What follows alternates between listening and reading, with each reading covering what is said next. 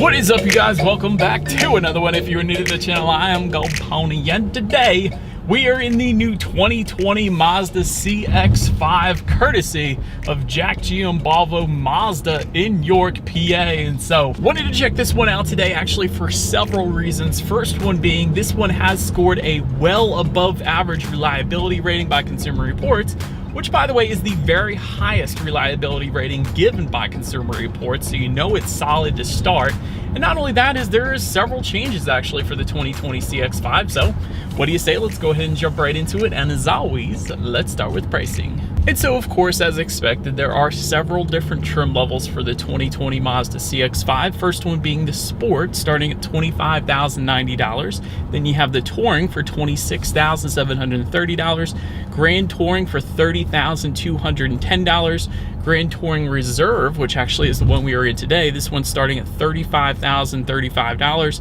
And lastly, the Signature, starting at $37,055. And so for the Grand Touring Reserve and Signature trims, they actually come standard with all-wheel drive. However, for the first three, if you wanted to add all-wheel drive to any of those configurations, simply add $1,400 to any of those prices. And so powering this beast, there are actually two different engine setups available for this one. First one, belonging to the first three trim levels, being the Sport, Touring, and Grand Touring. That engine setup is a 2.5 liter direct injected inline four-cylinder, putting out 187 horsepower at 6,000 RPM, 186 pound-feet of torque available at 4,000 RPM. Power, of course, sent to front wheels or all wheels through a 6-speed automatic, giving you MPG numbers at 25 city, 31 highway for the front-wheel drive, 24 city, 30 on the highway for the all-wheel drive. But then there is the more powerful 2-liter turbocharged inline four-cylinder belonging to trims including the Grand Touring Reserve that we have today and the Signature. This one puts out 227 horsepower at 5,000 RPM if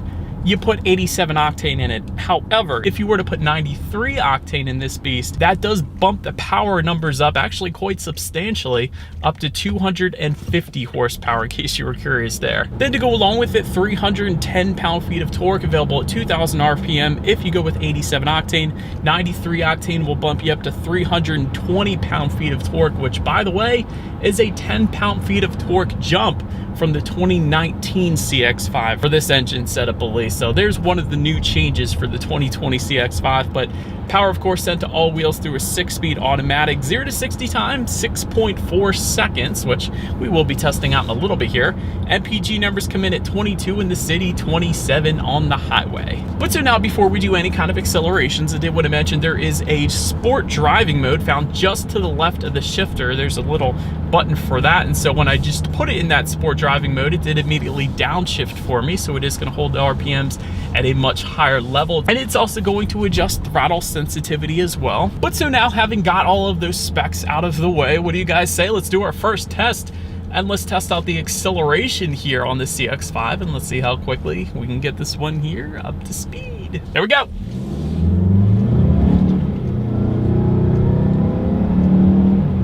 Huh.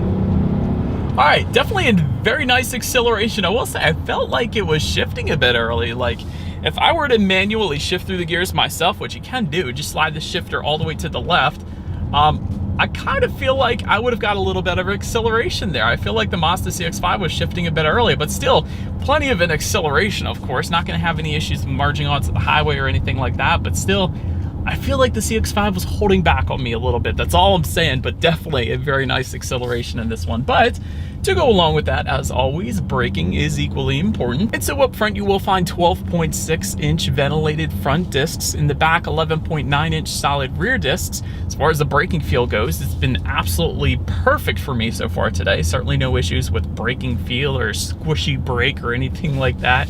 Touching on suspension and handling a little bit, up front you're going to get a McPherson strut front suspension with the stabilizer bar. In the back, an independent multi-link rear suspension, again with the stabilizer bar. However, yet another new feature for the 2020 CX-5, there is a new setting called off-road traction assist, and this is essentially going to replace the traction control button. But Mazda states what this off-road traction assist is actually going to do is when the wheels start to lose traction, the system will stop reducing engine torque and increase brake force on the wheels without traction, giving you, of course, more traction and less slippage. So that's kind of nice. As far as ride quality goes, it's been perfectly fine for me today, so no issues there. But perhaps the best part about the CX-5, and I feel like I say this every time I review really any Mazda, this steering feel is quite weighty, and that is a good thing. So definitely gives you the best driver feedback. So I've test driven plenty of SUVs at this point, and the CX-5 is without a doubt the very nicest steering feel, comparatively speaking to all the other SUVs in this class. For instance, I just got done reviewing the Hyundai Tucson,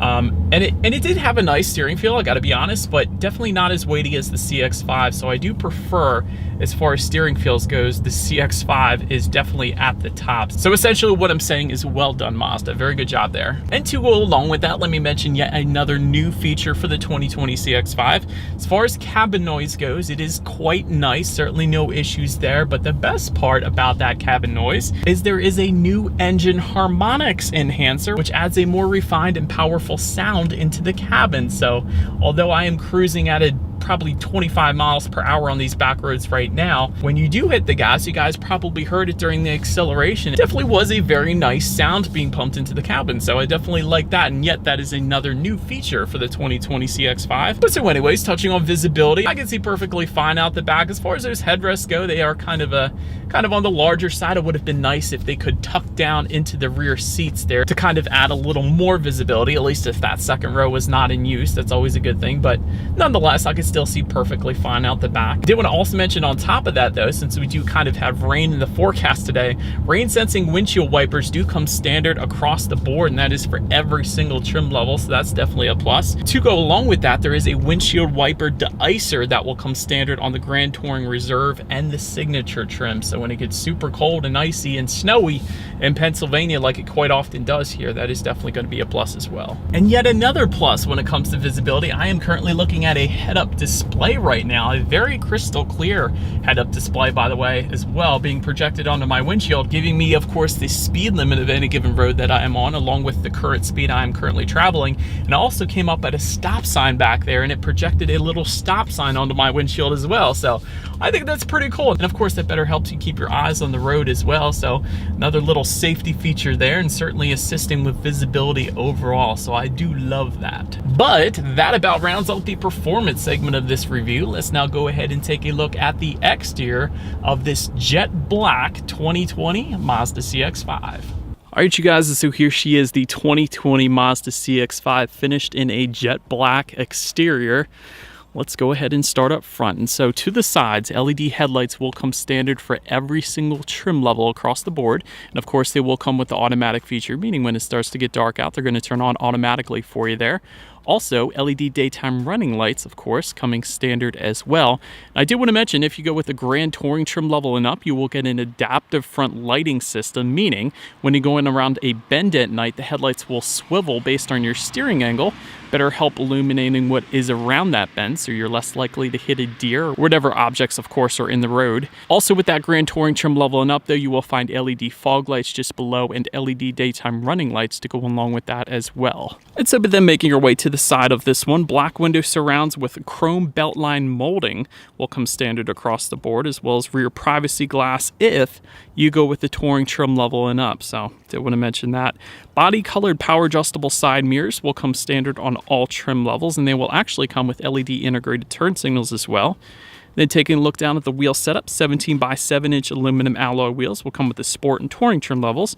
Then if you jump up to the Grand Touring trim level and up, you will get 19 by 7 inch aluminum alloy wheels if you went that route. So then making our way to the back, you guys could probably see there is a shark fin antenna up top there. Just below that, rear spoiler with an integrated brake light.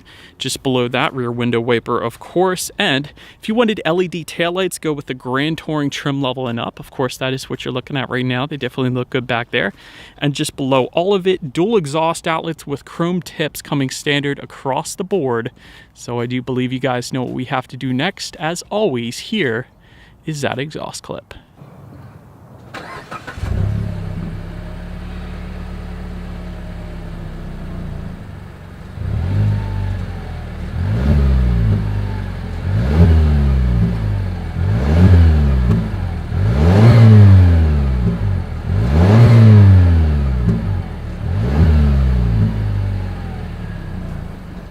And so, but now since we are around back of the CX-5, as far as opening that rear liftgate, there is a button on the key fob, so feel free to just press that. There's also a button on the actual liftgate, so there's a couple ways you can go about opening it up, but it is actually a power liftgate if you were to go with the Grand Touring trim level and up, if you wanted to go that route. But once opened up, cargo capacity is going to come in at 30.9 cubic feet.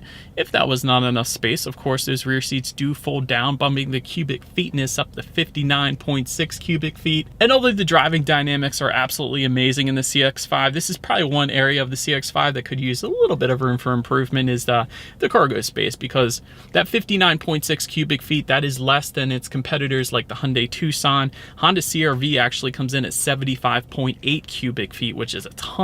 Toyota RAV4 69.8, so a lot of the competitors do have a substantial bit more cargo space than the CX-5, but again, if you're looking for more of those driving dynamics, it really can't be beat, the CX-5 at least. So I suppose that's kind of the trade-off, but nonetheless, underneath that cargo floor, you can find a spare tire under there as well. But then making our way to the rear legroom, this is where the CX-5 gets actually pretty good. 39.6 inches of rear legroom space. For reference, I'm an even 6 feet tall. This is how much space I had back there, so actually plenty of space for me, so that's definitely nice.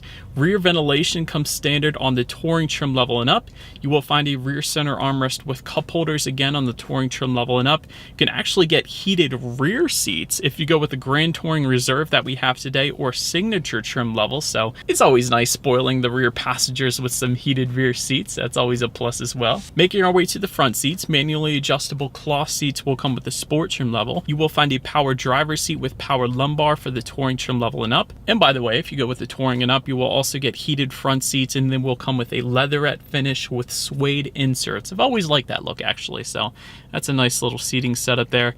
Grand Touring trim level and up is going to give you memory settings for up to 2 different drivers, and that comes with a power adjustable passenger seat as well and leather finishes, and that is of course what you're looking at right now. And you will find ventilated front seats with the Grand Touring Reserve and Signature and Napa leather seating if you were to go specifically with the Signature trim level. But now let's go ahead and take a look at the steering wheel here. It is tilt and telescoping. It is leather wrapped actually as well for every single trim level. That is definitely nice there.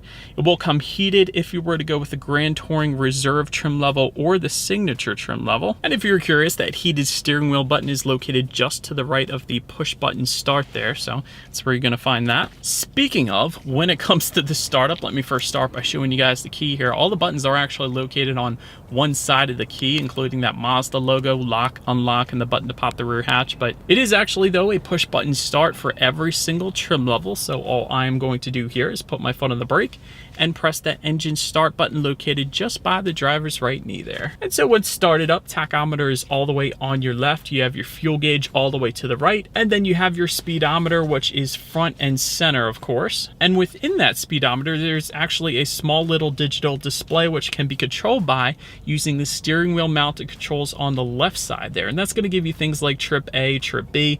There's some safety information up there when you need your next oil change. That's always nice. How many miles you have left until you hit empty. You can actually choose to just leave it on the full speedometer mode, where you actually have the needle up there front and center for taking up the full space there. But definitely plenty of things you could check out up there, so I did like that though.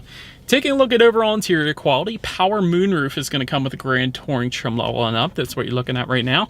Dual zone climate control up front there comes with the Touring trim level and up.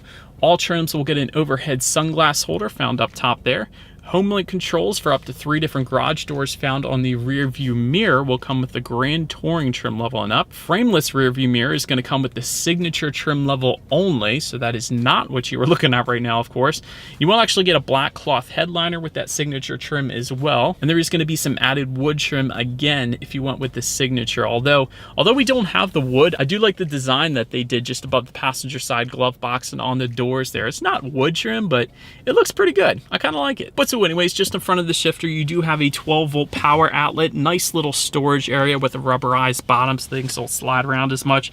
There's an electromechanical parking brake just behind the shifter, along with dual cup holders as well, of course. And within that center armrest, that's really where you can find all your hookups. For instance, there's 2 USB charging ports. There is yet another 12-volt power outlet, and of course you have some cubby space and a little felt tray thing just on top of it all too. So that's where you're gonna find all your hookups essentially. But overall, I'm definitely not minding the interior. I wouldn't have minded seeing the wood trim on the Signature. I think that would definitely look pretty good, but this actually looks pretty good as it is, so no complaints from me.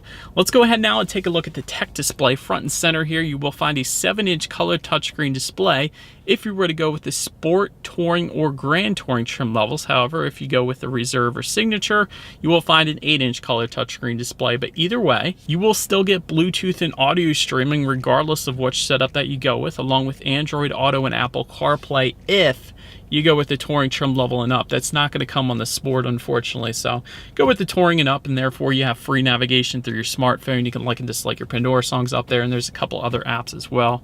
Factory navigation system is going to come standard with the Signature, although you don't really need it with Android Auto and Apple CarPlay there. You can also, of course, check out your radio settings up there. And by the way, when it comes to the sound systems on the CX-5, you will actually get 4 speakers with the Sport trim level, which really isn't a whole lot.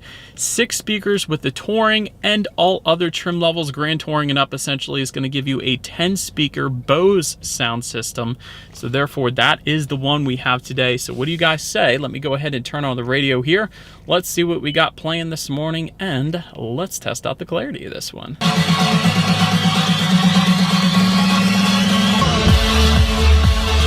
Actually really nice. And I've had Bose sound systems in my cars before. They've never failed me. They're always really good, and this one is no exception. So definitely a very nice sound system on the CX-5, at least with the Bose setup. I can vouch for that. But also, before we continue here, I wanted to mention there is another way you can go about accessing that display screen up there. It is a touchscreen, of course, but there is a circular dial and buttons just behind the shifter. So that's another route you can use, and that's probably the better option if you're actually driving, because it is a little bit of a reach there if you were to be driving and trying to access that. So that's why that is essentially there. But nonetheless, last thing I wanted to mention to you guys is when you do put the CX-5 in reverse, you will find a rear view camera letting you know who or what is behind you for all trim levels. And if you want with the Signature trim, you will also get a 360-degree monitor as well. So that's how you're going to go ahead and get that. And as always, that is going to lead us into safety. And so first thing I have to mention on the CX-5, it is a IIHS Top Safety Pick Plus, which is the very highest designation that IIHS gives out. So if you got kids, this is a safe bet. But continuing on, front side and side curtain airbags will come standard. In the back, you're going to have latch, aka lower anchors and tethers for children for the rear car seats. Rear child door locks, also standard back there. Tire pressure monitoring system. But some of the more exciting advanced safety features coming standard across the board here are a blind spot monitoring system with rear cross traffic alert, hill start assist, advanced smart city brake support with pedestrian detection, also adaptive cruise control with stop and go, forward collision warning, and lane departure warning with lane keep assist. And of course, if you go with the Grand Touring trim level and up, you're also going to get an auto dimming rear view mirror. But that's a ton of standard safety features across the board. So once again, well done Mazda there. But that about rounds out this review of the CX-5. Do appreciate you guys watching. Feel free to follow me on social media at the bottom of the screen there. Be a like. Be sure to hit the subscribe and the bell notification button if you're into new car reviews. That is what we do here on this channel after all. Do appreciate you guys watching more than you know, and I will see you guys all in the next video. Stay gold.